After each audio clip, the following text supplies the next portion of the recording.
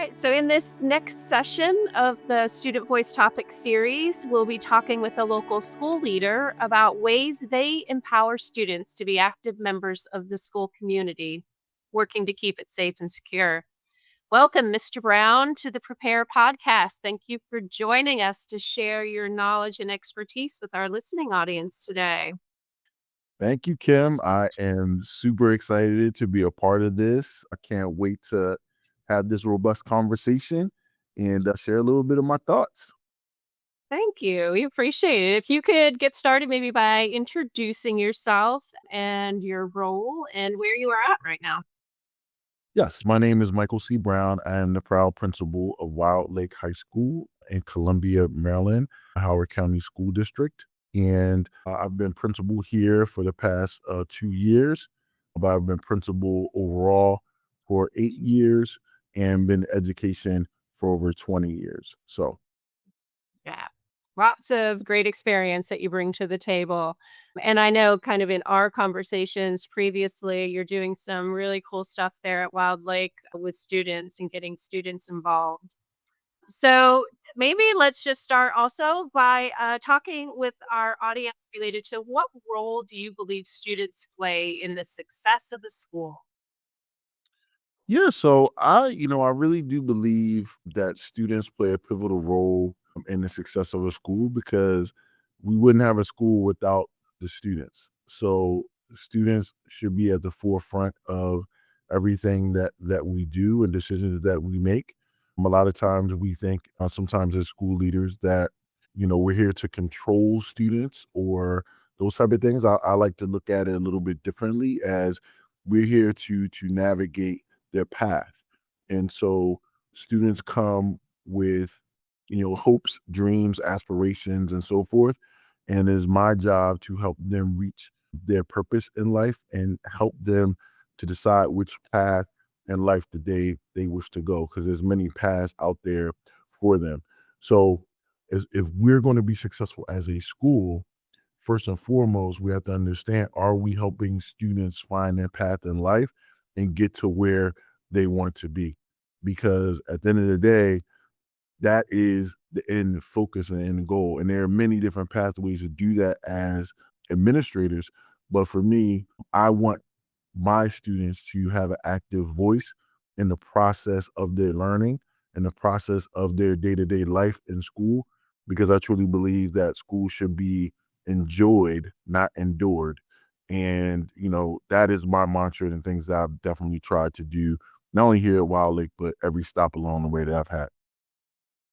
Yeah, I love that, right? Enjoyed, not endured. A place where kids enjoy coming every day, getting out of bed, getting there, and being excited about the learning. So that we often use the phrase in education about student first leader, being a student first leader, where those decision making points that you have over the course of the year putting students first when you think about how something will impact the student body. And I think some of what you've talked about really embodies that student first approach to school, to learning. Yeah, it really is pivotal and it makes a difference because kids, especially where I am, you're dealing with teenagers, young adults. And Mhm. so it years ago, it took very little motivation for students. They knew that they had to come to school, they knew they had to perform, and they did so. Now students need that motivation. They're not coming with that intrinsic motivation a lot of times. They need that motivation from you because a lot of times they may think that this is something that, I really don't like school. I really don't want to come. And so you have to make it worthwhile for them and, allowing them to have a voice in what they do and how they go about school and how school is structured makes a big deal for them and makes them vested in their own learning, so it's important. No, that's a great point. So what is your student body there? You're at a pretty large high school. So you have a very wide range of diversity and student interest and student needs, correct? So, I am at a comprehensive school. Wild Lake is one of the most diverse school populations that you will ever see. We have students from all different cultures, all different backgrounds, and from the social economic aspect, we have students that are at the very top of that scale, and we have students that are at the very bottom of that scale. So it really runs the gambit of what a school is supposed to be. But I like to think of ourselves as like the true model school. Like we were one of the first community schools that was ever built here in the Columbia area. And anybody knows the history of Columbia, it was a neighborhood and those type of things that was built to thrive on a diversity, right? And to thrive on being a connected neighborhood and community. And Wild Lake is really, the crown jewel when it comes to that respect.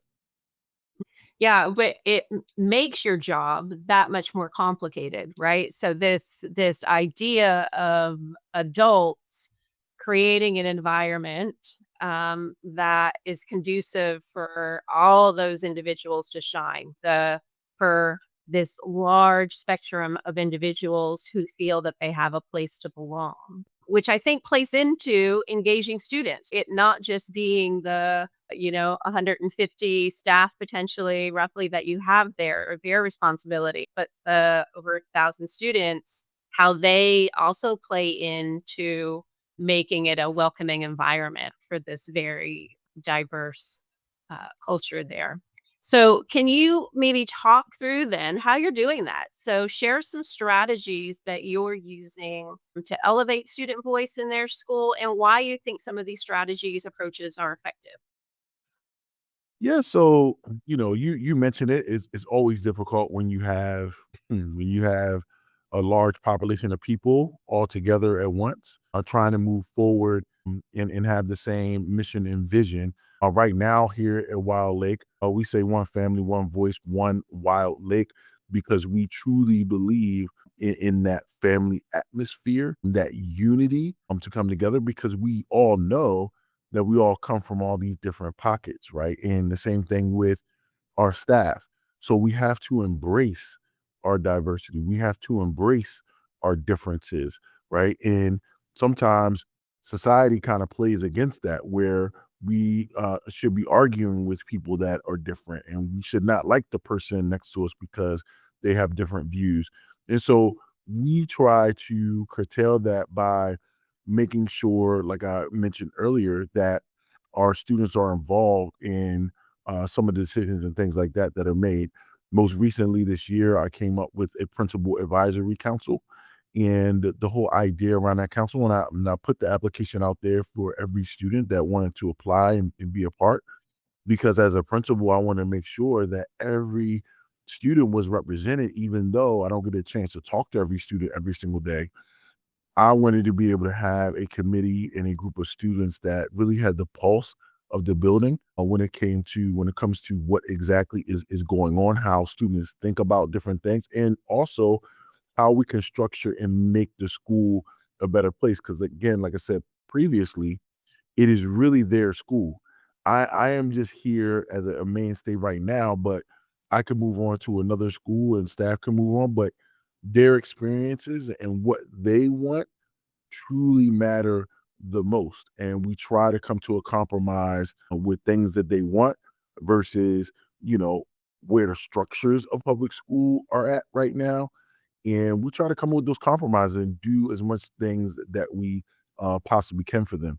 The second thing I try to do is I try to make school fun. Like I try to make sure, like I've done different social media campaigns right now. You should do what we call selfie Fridays, where I would take selfies with the kids and I'll post them, online. Right now, I'm also doing positive sign Thursdays, which, are just very, very simple. Print out a positive message on a sign, a piece of paper, and go around the school and just ask kids to, take pictures with the positive sign. Then again, post those things on social media. I want them to be involved in the process of celebrating culture because that's really big here. So every month we have a different culture that's pretty much represented that we're celebrating. We're coming up on Black History Month. So all of our kids are involved in the planning preparation and implementation of our Black History Month celebration and assemblies.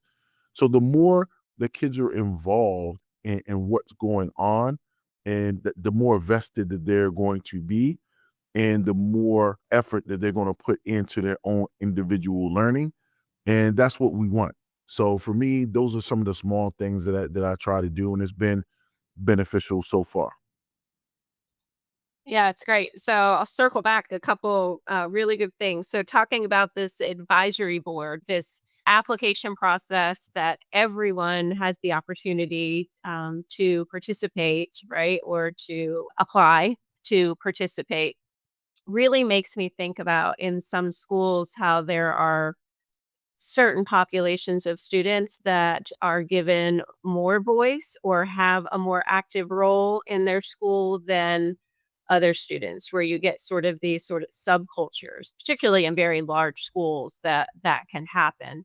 So as a building leader, really taking some conscious steps to avoid doing that. Thoughts on that? Yeah, I mean, if you don't, this is just in my history. If Mhm, you don't do that, then what you are saying to students is that their voice doesn't matter. So even as a principal, I may not mean anything by like maybe not having principal advisory group, or not asking the opinions of students and just policing them per se. Students will comply, but they're not going to enjoy their experience in high school because you're just telling them what they need to do. So you're not asking them, "Hey, well, what do you think about that?" Right? We decide to do mhm, this or change this rule as a school. Well, what do you all think about that? Well, what is a better way that we could approach issues in the bathroom and so forth, right? And so mhm. now they feel a part of whatever the decisions are. And being a human being, everybody wants to feel appreciated. Everybody wants to feel loved and valued. And it's the same thing with kids. And it doesn't Yeah. change. From the time they're in elementary school to the time they leave, they still have, even though it's hard when you look at them, they look like adults, they're still children and they still want some of those things. And we have to be able to provide it. Yeah, that's a great point, right? I always used to try to remind my staff that they've only been on the earth for 13 years, for 16 years, right? Like, think of it in context of really, they are just young little human beings still learning how to navigate the world. So, great approach. Something that if other building administrators are not doing, thinking about how they give that voice to the cross section of their student body, coming up with strategic ways to do that during the year. I love the making school fun, so using social media. We talk a lot about the dangers of social media, right, and how it, is harmful, but you're really sort of harnessing that, finding ways to make it positive. Any, like, personal anecdotes or stories from that that have surprised you? Yeah, I mean, it wasn't something very early on that I was really, as a principal, was really trying to do. I was actually a little Mhm. hesitant to do it. And I went to a national principals conference, NASSP, throws every year, and it was in Boston. And I vividly remember going and I sat in a session that was ran by a digital principal of the year. And he was using Twitter at the time, it's X now, but he was using that. And this is where I kind of got the idea of the positive sign campaign. And they just talked about, they were from the Boston area, and they just kept talking about how impactful it can be by doing this and having a social media account and spreading positivity and doing the things. And I'm like, man, really? I was like, Twitter? I was like, Twitter? I'm like, I only had probably like one social media account at that time. And I'm just like, I don't know, man. Like, what if somebody says something? I mean, I had all the same questions that everybody else would have, apprehensions. And they were Yeah. just like, keep it positive, and and you don't have anything to, like, worry about. So I've always kept that in the back of my mind of, like, if we use social media for good, then it can be great. Like, if you just think about that. If everybody said, "Hey, Only thing I'm Right. gonna put on social media is positive energy, positive information, positive, positive, positive. We wouldn't have half the problems that we have Right. with this issue, right? Like, I don't Yeah. put anything negative out. I'm not out there saying, "Well, I had a conversation with Kim and forget her or whatever," and posting Right. like, Right. why would I post any negative energy? I'm only gonna post the positive energy. Even though we know people have bad days and things are struggling, but I also like to connect with kids as well on like I have motivational Mondays where I say, well, I'll probably will share a message today with thoughtful Thursdays, and like occasionally I will be the person in front of a microphone, in front of the camera, and just saying, hey, look, I struggled with this recently, or maybe this is an issue that I've had. If you had this problem, like these are ways in which that you can still have a positive mindset. And so I still put Mhm. that in, but it's still positive, even though I am admitting to my own personal struggles with something. I'm still Mhm. spinning it and making it a positive, motivating thing for young people. So that to me is what it's Mhm. about. But if I was listening to myself, Kim, I would have never have done it if I was listening to myself. Yeah, yeah. No, I hear you. So that's one of those things though, as educators, meeting kids where they are and us being willing to change with the times, right? To transform, to be mindful of how we are effective utilizing new tools and things. And I love that, right? So as you're also talking through that, meeting them where they are, but being a role model. So you're doing 2 things. You're kind of demonstrating for them how social media can be a positive tool, as well as being sort of vulnerable and honest. Because I also and you can probably remember, right, where we were really told not to friend, not to allow students to follow you or to friend you, right? It was that blurring of the personal professional line that was frowned upon also. Yeah, I've had so many situations in the past where students have informed me of things that were going on that may were about to happen. Maybe a friend of theirs was in need. There's been so much more positive information that I've been able to share and sometimes even save students Mhm, by being on social media that I don't think it gives me a whole nother connection mhm, to students and another connection students have with me that normally if I didn't have an account, I never would have had. Like I still have students mhm, are in college or now they are have graduated and they still follow me. Like they still mhm. it's information. Like they still because people are quick to unfollow you if they don't want you, but they still follow, right? So it's Yep. cool. Yep, and you can do that. So, we're school safety. So you can do all of that in a very safe manner, right? Not going into private chat rooms, not having private messages, staying very public with your messaging, and staying very positive, right, with that messaging is just important for others to think through too. Yep. I am a proponent of no social media for the good. So if anybody out there, the thing is the negative plates, you can use it for the good. I can guarantee you that. So that's where kids are, again, where they are. And then the last thing you kind of talked about was the cultural celebrations. So number 1, I love celebrations. Celebrations and traditions to me are the cornerstone of what makes school community, what make a family community are those traditions and things you do. But the way that you're talking often within a school environment, people shy away from the celebrations because it's added work, right? And it's burdensome. So when we're relying upon the adults to come up with the ideas and do all the planning and make it all happen, it is hard, right? So it may be something we only do a few times a year. But when you're engaging the student body in being creative and making that happen, life is pretty easy for the adults. Wouldn't you say? Yeah, and we're supposed to be teaching them how to be adults. So the Mhm. only way you can do that is by it's almost like, you know, do you have any teenagers that drive, Kim? My kids, Michael, are in their 30s now. Okay, okay, because you look young, Kim, so I'm just telling you. But Thanks, anyway, Michael. but if you so if you remember when they were learning how to drive and how Yeah. nerve-wracking that probably was for you, but at some Yep. point in time, you have to give them the steering wheel, right? And so Mhm. you have to turn that over no matter how frightening it may seem. And Mhm. so that is the hardest part of, you know, being a teacher or being an educator and working in the high school realm is that a lot of times we're really reluctant to let go of the steering wheel. And so, but the only way they're going to learn how to thrive in college and or career is if they learn that now. So if I am giving an event, well, we want to put an event on, I want it to be student driven.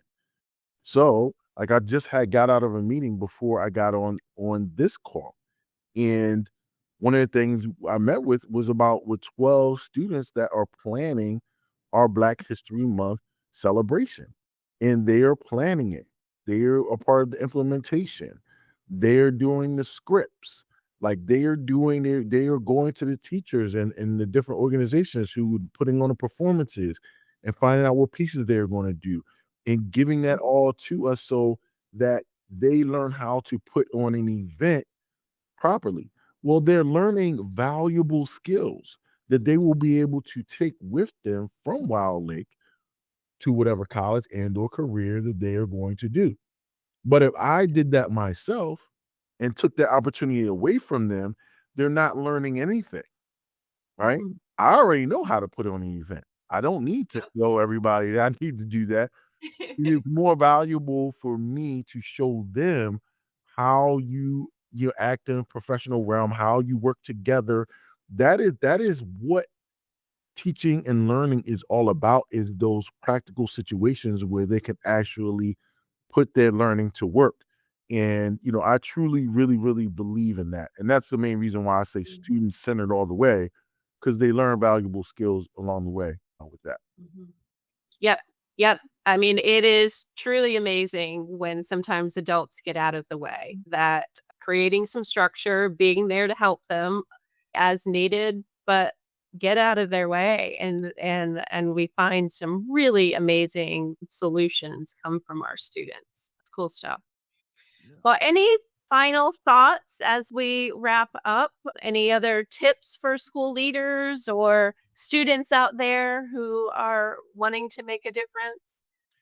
Yeah, I just wanted to say, I can't help but not put a shameless plug in for MCSS and just say that you all been a fabulous organization and continue to support Maryland and keeping our schools safe and secure. I would say that one of the main things that we have to remember is that school safety doesn't fall on just one organization or one person or anything else.